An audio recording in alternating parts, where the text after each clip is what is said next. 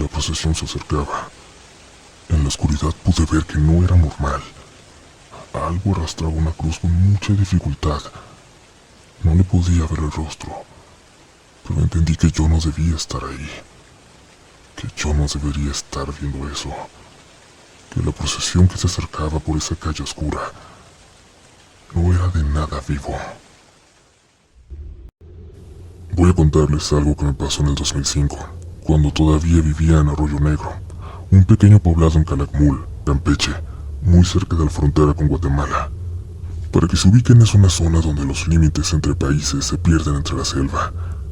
Uno puede caminar por horas sin saber en qué territorio está realmente. Hace poco escuché en este mismo programa un relato sobre una secta en el monte, por esa misma región, entre Quintana Roo y Campeche, y aunque en su momento me pareció exagerado, al escucharlo no pude evitar reconocer varios detalles que eran ciertos. Es verdad que por ahí hay encuentros extraños, no siempre paranormales. A veces son incómodos o directamente peligrosos. Contrabandistas, extranjeros saqueando ruinas o grupos que viven adentro de la selva. Y sí, también es cierto que hay muchas ruinas mayas ocultas, de esas que la selva se tragó. No se ven a simple vista, pero ahí están. Los extranjeros lo saben y por eso vienen. En esa época, este lugar estaba olvidado. No teníamos luz, ni servicios, ni mucho menos hospitales. Solo importábamos para las elecciones, cuando venían por nuestros votos.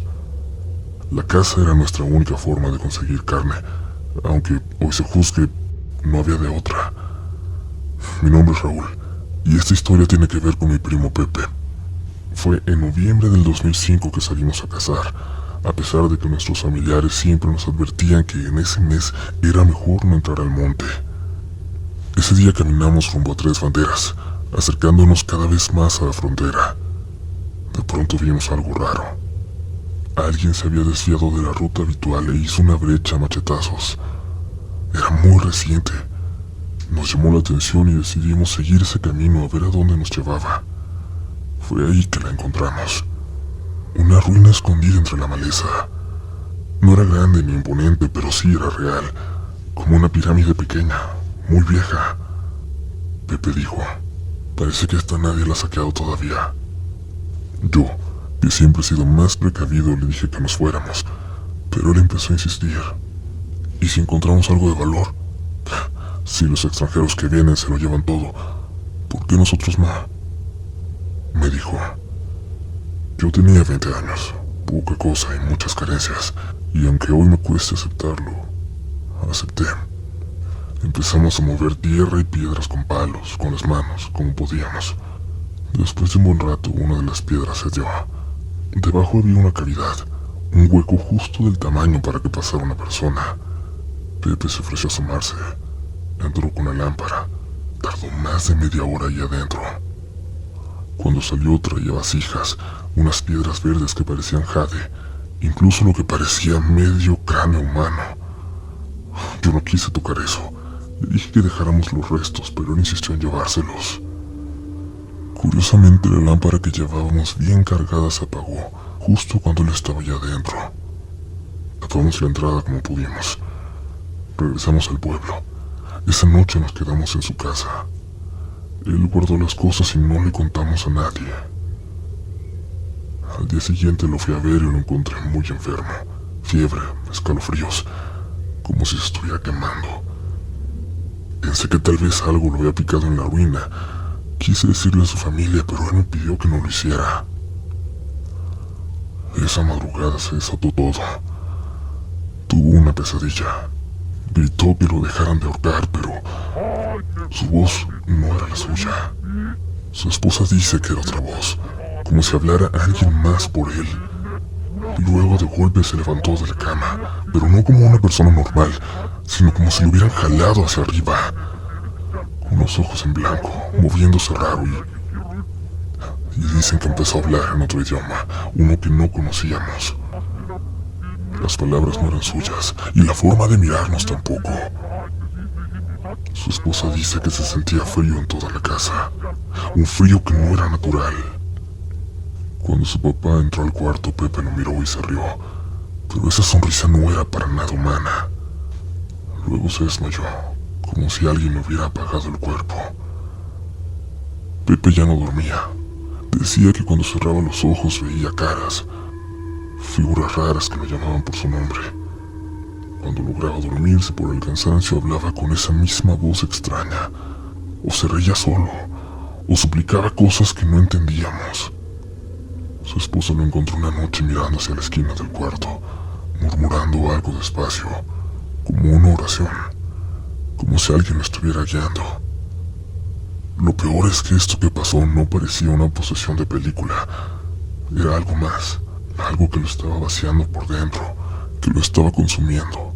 Estaba ojeroso, muy flaco, gris. Literalmente su piel era gris. Ya no era él. Al final tuve que confesar lo que habíamos hecho. Su familia se enojó mucho, claro, pero más que eso estaban asustados. Consultaron a los viejos del pueblo y les dijeron que debíamos regresar todo. Las piezas, los restos, todo. Y pedir perdón. Que esa ruina seguramente era una tumba y las ánimas estaban cobrando lo suyo, lo que nos habíamos llevado. Así que lo hicimos. Fuimos todos. Tardamos horas. Pepe no podía caminar solo, pero lo llevamos. Y yo me metí. Devolví todo lo que habíamos tomado. Prendimos una vela, oramos y luego nos fuimos sin mirar atrás. Pero Pepe nunca volvió a ser el mismo. Pasaron años. Poco a poco dejó de hablar con esa voz. Dejó de hacer cosas raras. Ya no se escapaba por las noches. Ya no atacaba animales ni hablaba de formas extrañas. Pero tampoco volvió a reírse como antes, ni a mirarme como lo hacía cuando éramos niños. Tiene un hijo, vive tranquilo y está bien, pero es otro. Es como si el verdadero Pepe se hubiera quedado allá, adentro de esa ruina. Yo sigo viviendo aquí. Ya no entro tan profundo en la selva. Y si me topo con una ruina, ahora mejor me doy la vuelta. No es por superstición ni porque tenga miedo. Es porque aprendí que hay cosas que no nos pertenecen. Cosas que no debemos tocar.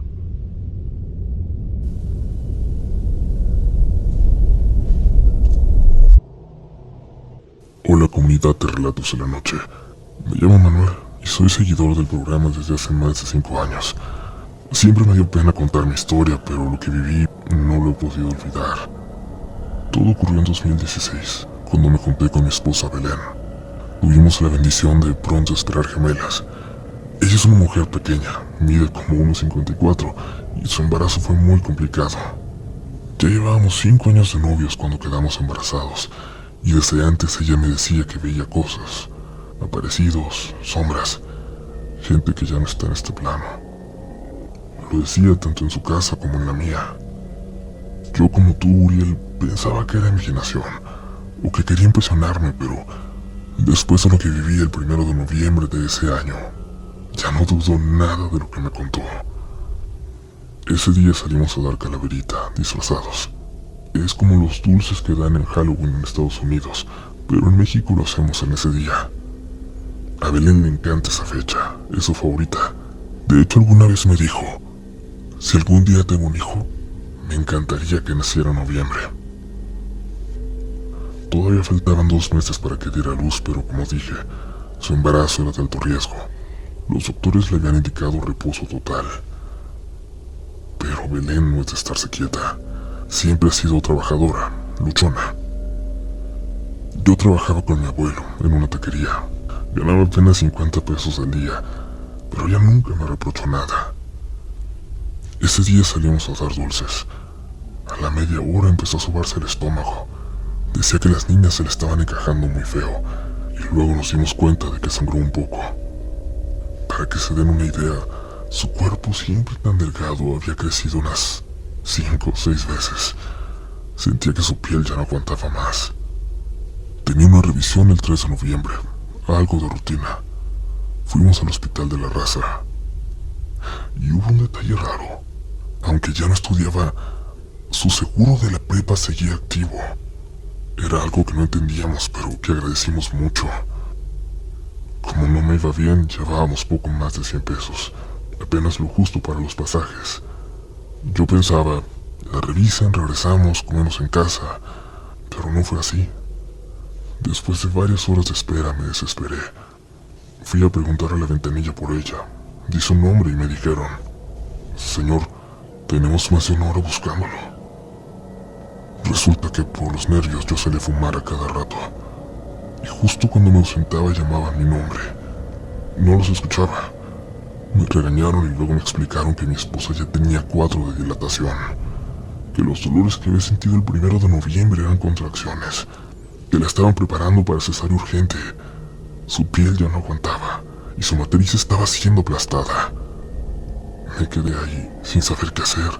No tenía saldo en el celular. No podía avisarle a nadie. Solo me quedé parado esperando. Hasta que un doctor se me acercó. Me llevó a una oficina pequeña y me dijo muy directo: mira, tu esposa y tus bebés están muy mal. No las podemos salvar a las 3. Tienes que decidir a quién salvar, me dijo, y me dio una hoja. Piénsalo. Te voy a dejar solo un momento. El doctor salió. Había 2 escritorios, uno con un señor llenando papeles y el otro donde ella estaba, de pie con la hoja. Me temblaban las manos. Estaba por firmar cuando escuché tacones acercándose. No levanté la mirada, pero la persona se detuvo frente a mí y me preguntó: ¿usted es el esposo de Belén? Le dije que sí. Me extendió la mano, tibia, suave. Cuando la vi me di cuenta de que era una mujer muy alta, tal vez por los tacones rojos, blanca, de rostro fino, de cabello chino rojizo y ojos claros. Llevaba un uniforme blanco y un suéter rojo tejido. Me dijo su nombre, Itzel, y luego me dijo: no se preocupe, no es necesario que firme nada. Acabo de terminar de operar a su esposa.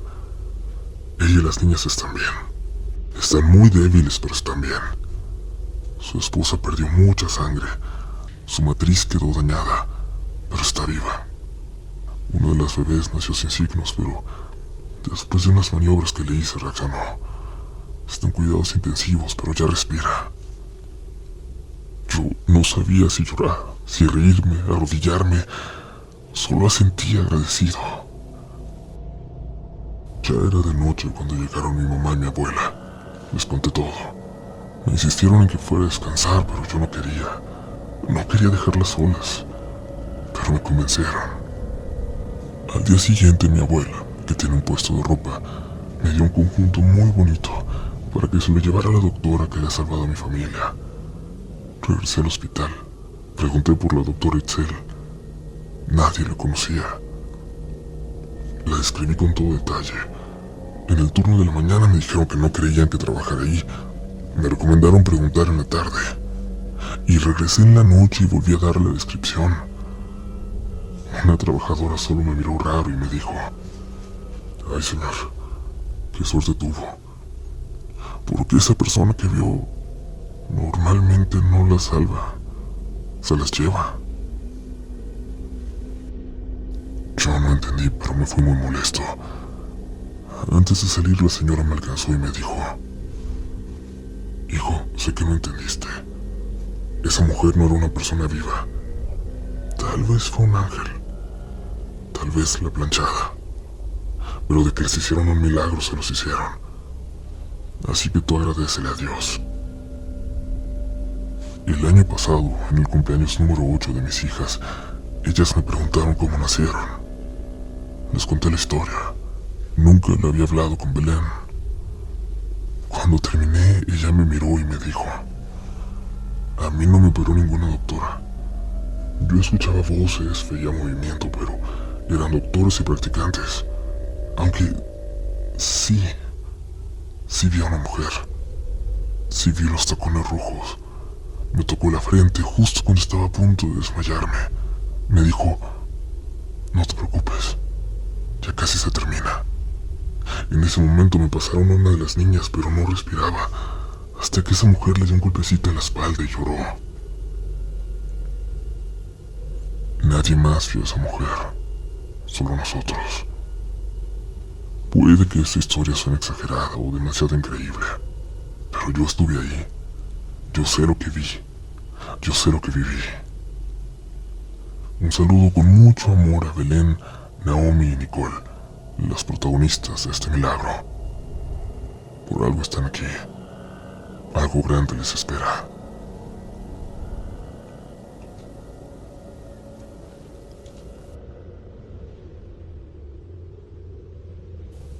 Hola, Uriel. Primero que nada te mando un fuerte abrazo a ti y a toda la comunidad de Relatos de la Noche. Mi nombre no es importante para esta historia. De hecho, prefiero mantenerme en el anonimato, por favor.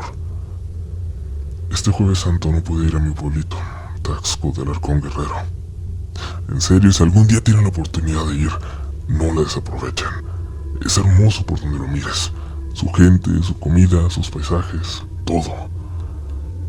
Eso sí, con todo el dolor de mi corazón, tengo que decirles que por culpa del crimen organizado, ahora todos tenemos que andar con muchísimo cuidado, sobre todo en las noches. Y no solo en Guerrero, sino en cualquier lugar al que vayamos. Ayer mi hermano vino a visitarme donde vivo ahora, y en la plática salió el tema de la procesión de los Cristos que se hace cada Jueves Santo en Taxco, la más larga y pesada de toda la semana.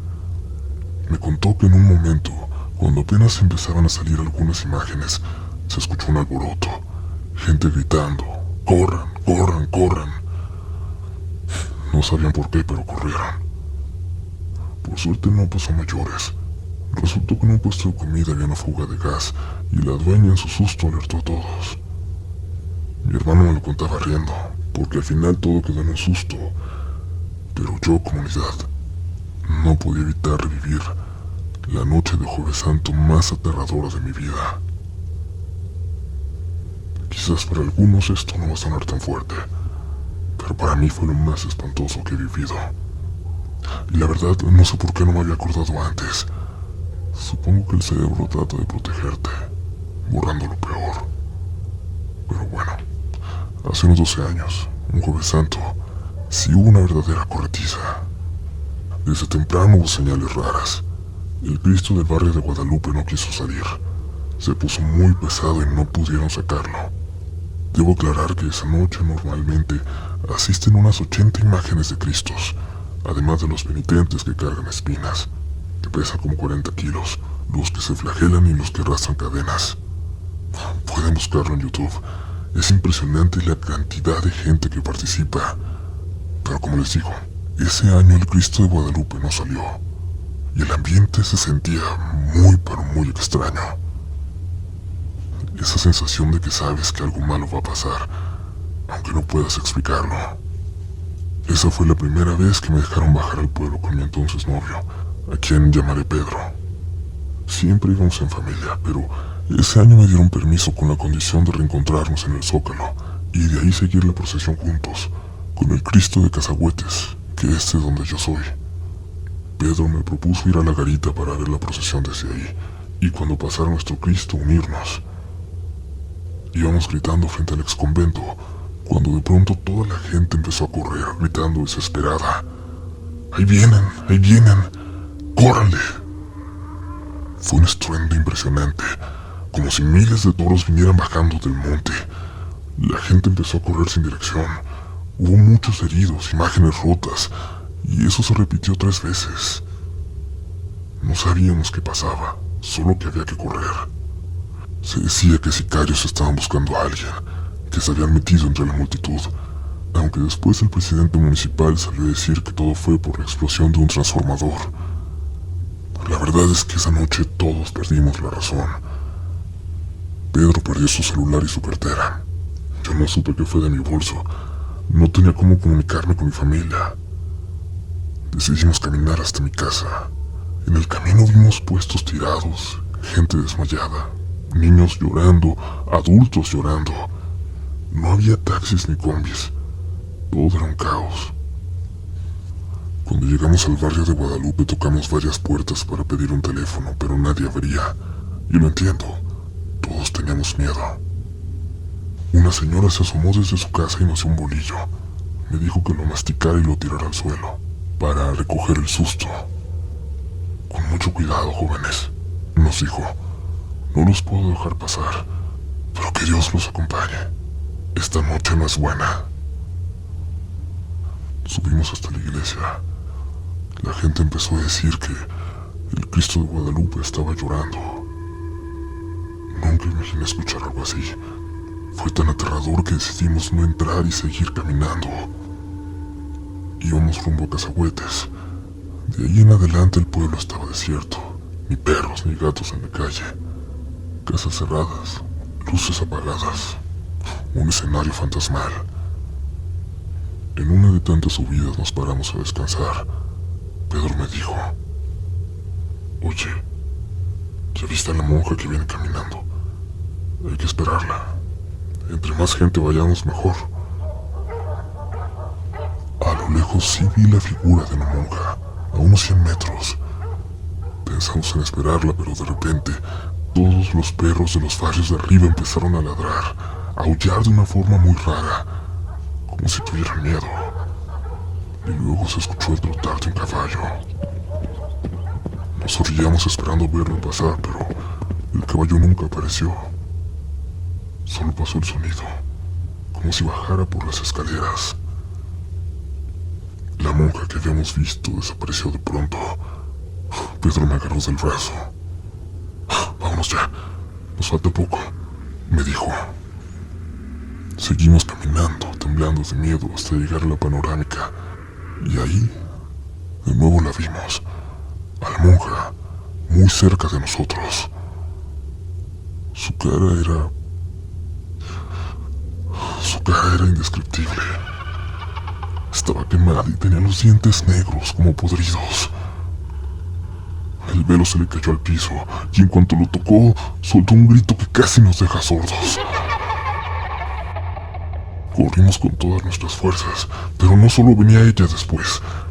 En el mismo punto donde la habíamos visto por primera vez, pero no solo venía ella. Del mismo punto donde la habíamos visto por primera vez, venían corriendo otras 3 figuras. Corriendo igual que ella. Rápido, bestial, como si fueran caballos desbocados. Yo iba llorando. Me abrazaba a Pedro mientras rezábamos como podíamos. Cada Ave María nos costaba más pronunciarlo. Sentíamos que el aire se nos iba.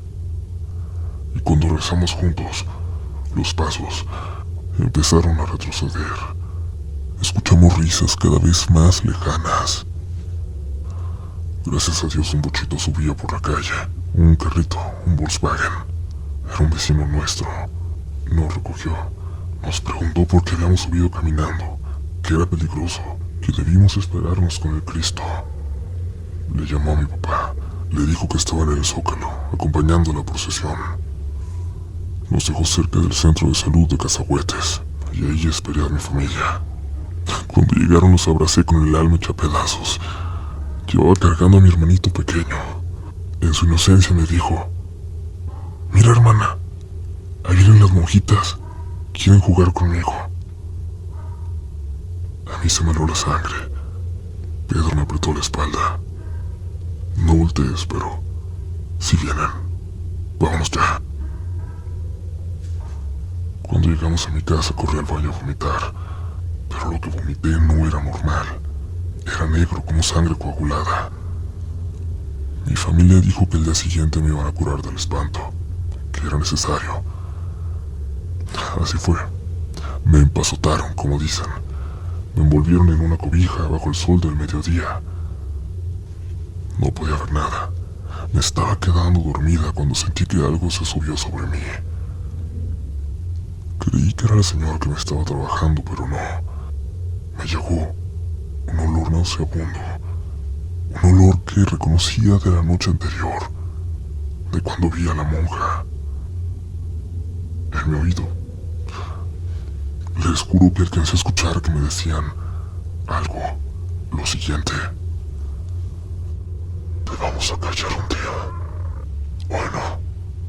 Mañana tampoco. Pero un día.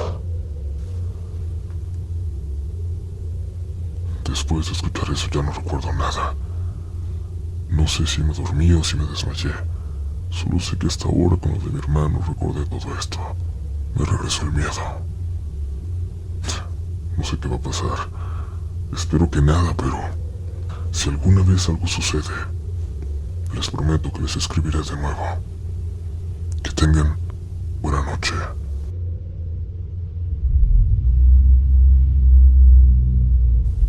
Gracias por seguir aquí, por acompañarnos hasta este punto del episodio. Siempre me gusta recordar que hay dos tipos de personas que llegan a escuchar Relatos de la Noche. Quienes ya conocen este espacio y lo sienten como suyo, y quienes apenas van llegando, movidos por la curiosidad o por una recomendación. Y la verdad, no todos los nuevos se quedan. A muchos les gana el miedo, o simplemente no conectan con este tipo de historias. Pero quienes logran quedarse hasta aquí, es porque algo dentro de ellos los llama. Porque aunque no lo digan en voz alta, tal vez ya han vivido algo paranormal, algo que todavía no saben cómo explicar o cómo contar.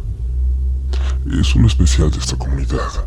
Cada persona nueva que llega puede traer consigo una historia, un recuerdo, una experiencia que aún no ha compartido. Y eso es lo más valioso para nosotros. Saber que allá afuera hay muchas más historias esperando ser contadas. Historias propias, historias de familias, de amigos, de lugares donde alguna vez pasamos. Relatos que duermen en la memoria de nuestros pueblos, nuestras casas, nuestros trabajos, esperando salir. Y aquí seguiremos semana a semana dándoles voz, porque todavía queda mucho por contar. Y esta noche aún no termina. Así que el descanso se ha acabado. Continuamos.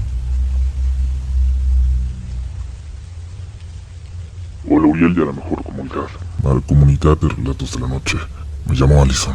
Mi historia no es muy larga, pero estoy convencida de que este es el lugar donde debe contarse. Verán, actualmente vivo en Mexicali, aunque soy originario de Tijuana, en el norte de México, en la esquina noroeste del mapa. Como imaginarán, me ha tocado rentar varios departamentos y hace poco me mudé a uno nuevo. En mi anterior depa nunca viví nada extraño, mucho menos algo que pudiera llamar paranormal. Es más, todo lo contrario, era un lugar sumamente tranquilo. Pero algo ocurrió la última semana antes de mudarme. Como les dije, nunca había sentido nada fuera de lo normal, pero esos últimos días eran, cuando menos, raros. No era una razón especial. No era por algo que pudiera señalar, palpar, pero simplemente se sentía. Como cuando alguien se pelea en un lugar, o están a punto de pelearse, o alguien llora mucho y puedes sentir, como dicen, que el aire es tan pesado que casi puedes cortarlo. Así me sentía. Empecé a sentir también una extraña pesadez en la espalda, como si alguien me estuviera viendo siempre.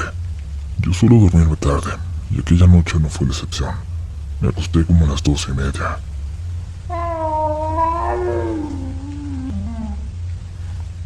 Pero alrededor de la 1:30 de la madrugada, me despertó el sonido de varios gatos maullando. No eran maullidos normales, eran desesperados, como si algo los estuviera aterrando.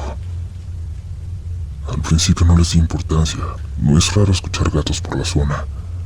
Me levanté para ir al baño medio dormida, pero ya sentada ahí, desde la ventana que quedaba justo detrás de mí, escuché algo que me congeló la sangre.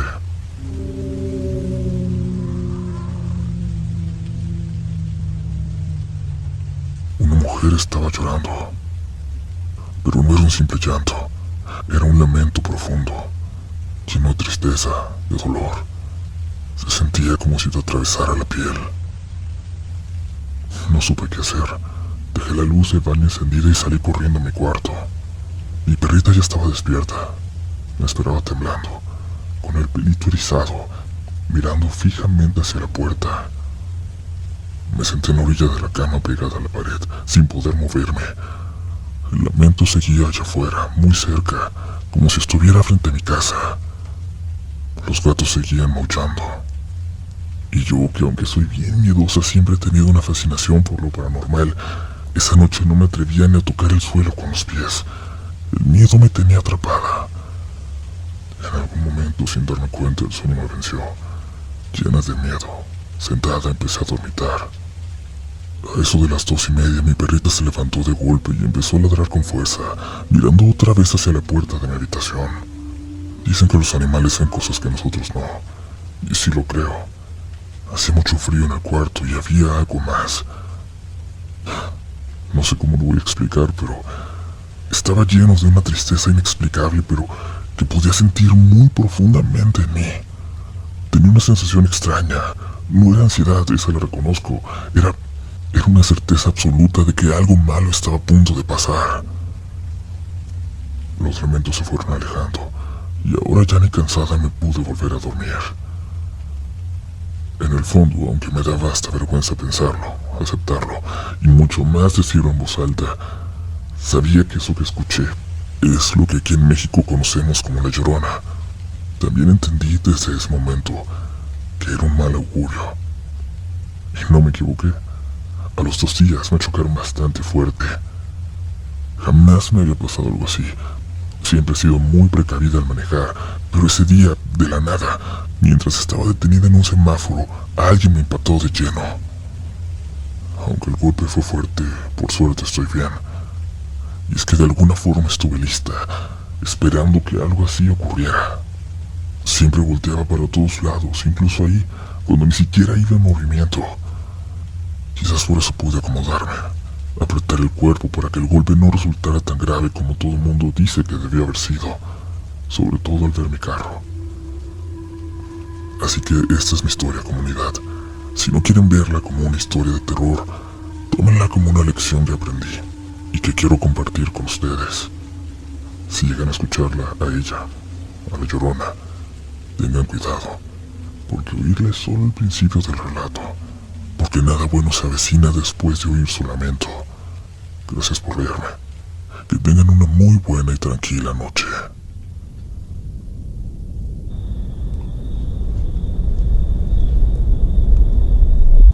Hola equipo de Relatos en la Noche. Mi nombre es Natalie y soy una gran seguidora de su podcast.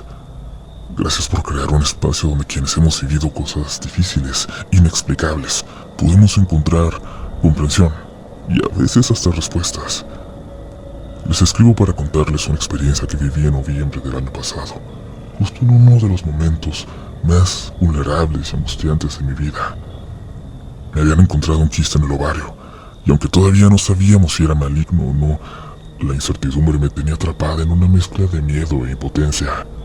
Mi mente estaba llena de pensamientos oscuros, y mi cuerpo sentía el peso de algo que no sabía cómo enfrentar.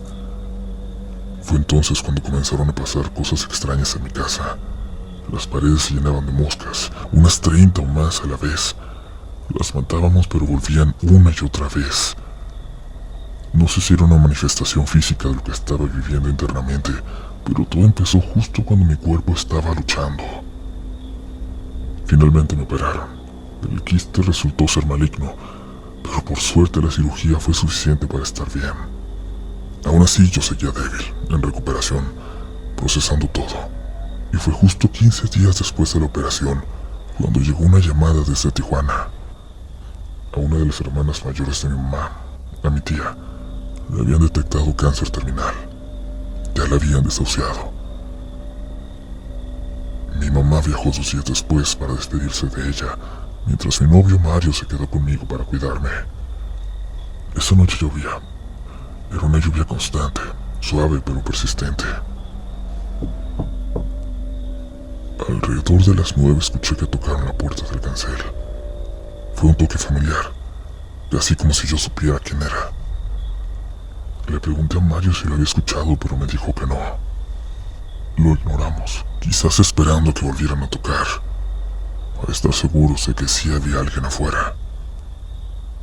Vimos algo en la tele y nos quedamos dormidos rápidamente, quizás por el cansancio o por el peso emocional del momento.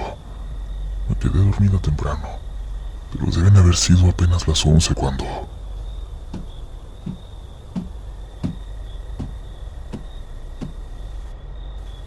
En la madrugada me despertó un sonido. Cuando abrí los ojos vi tan solo una sombra, una silueta parada frente a la ventana de mi cuarto, levantando la mano, tocando el vidrio con un tic, tic, tic. estaban tocando desde adentro. Medio dormida aún creí que yo estaba viendo mal, que solo era Mario, hasta que escuché claramente cómo él le bajaba al baño. Vi que la luz de la sala estaba prendida. Volteé rápido hacia él, luego de nuevo hacia la ventana, pero la sombra ya no estaba. No alcancé a reaccionar. Me invadió un sueño tan pesado que no pude ni contarle a Mario lo que acababa de ver. En ese sueño yo estaba acostada, y alguien que se hacía pasar por Mario estaba encima de mí como queriéndome besar. No le vi la cara, pero sí los brazos. Eran delgadísimos, muy arrugados, de un color muy oscuro, como una piel que no era de este mundo. Algo dentro de mí sabía que no era él, que eso no era él. Horas después desperté confundida, preguntándome si todo había sido un sueño o no. Revisé mi celular. Tenía un mensaje de mi mamá.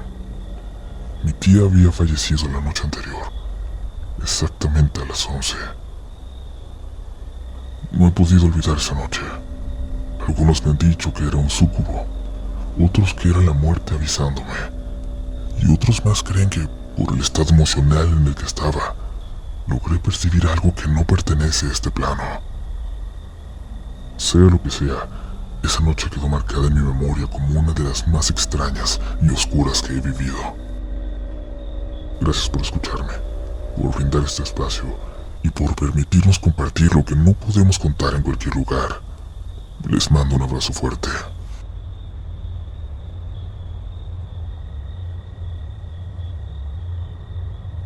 Quiero compartirles algo que nos pasó a mi papá y a mí hace algunos años en el estado de Michoacán, en un pueblo muy pequeño llamado Iratio. Es un lugar rural, de esos pueblos perdidos entre cerros, donde casi todos nos conocemos. Era un viernes, casi medianoche. Yo estaba solo en la parada de camiones esperando a mi papá, que venía de trabajar. Me acuerdo bien que no pasaba ni un solo coche. La carretera estaba completamente vacía. Nomás se escuchaba el viento moviendo los árboles.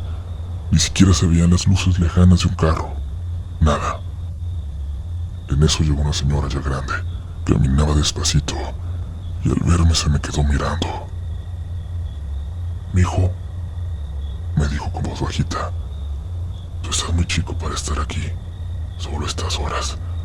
Aquí espantan y feo». Le respondí que solo esperaba a mi papá, que ya venía el siguiente camión. La señora me vio un momento. Luego se fue sin decir nada más ni dejar las buenas noches. Pasaron apenas unos 5 minutos cuando vi que un camión se detenía frente a mí, del otro lado de la calle. Pero algo me pareció raro. No bajó nadie más que una mujer. Traía un vestido blanco, muy largo, que le cubría todo el cuerpo hasta los pies. No se le veía la cara. Traía un rebozo del color del vestido. Solo caminó lentamente y se detuvo bajo un árbol, justo frente a mí, del otro lado de la calle. No le veía la cara, pero noté a través del rebozo que giró la cabeza hacia mí, como si me estuviera viendo. Sentí un escalofrío. Me dio miedo, sí, pero traté de ignorarla. No quería verme asustado. Por suerte, luego vi las luces de otro autobús que se acercaba. Esta vez sí era el de mi papá, que bajó ahí junto con varios pasajeros más. Cuando lo vi, respiré bien aliviado. Agarramos rumbo a la casa y en el camino le conté lo que había pasado. Pero él no me creyó. Me dijo que seguramente había sido alguna señora que iba a visitar a alguien por ahí, y yo preferí no insistir. Íbamos pasando por una calle solitaria ya no muy lejos de mi casa, con una sola lámpara encendida al fondo. Puse atención. Debajo de aquella luz estaba una figura que reconocí, la misma señora de blanco. Parecía que volteaba a vernos, que nos esperaba, pero luego se volteó y siguió caminando hacia el mismo rumbo que nosotros íbamos. La señora avanzaba delante de nosotros, como si guiara el camino. Caminábamos detrás de ella. La señora iba tan despacio que pronto la alcanzamos, que llegamos a tan solo unos metros, pero había algo muy raro. Yo sentía el cuerpo como si hiciera mucho frío, aunque no era así.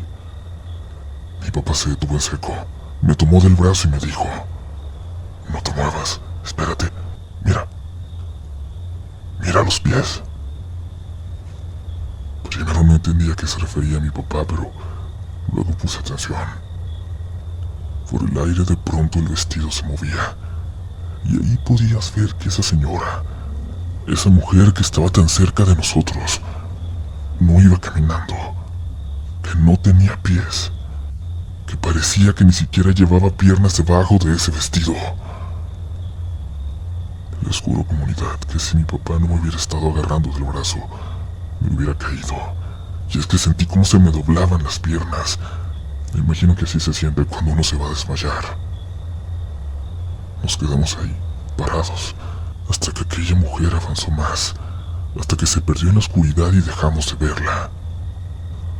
Hasta entonces empezamos a caminar despacito, sin decir una sola palabra. Caminamos cada vez más rápido, hasta que de la nada empezamos a correr los dos hasta llegar a la casa. No pudimos dormir.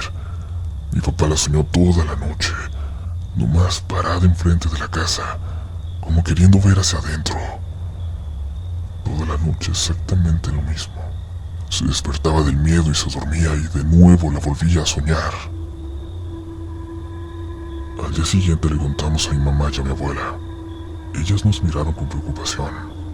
Mi abuela sobre todo. Nos escuchó muy seria. Ella sí sabía qué era. Tuvieron suerte. Mucha suerte, nos dijo. Y nos explicó que en otros pueblos de la zona, esa mujer es bien conocida.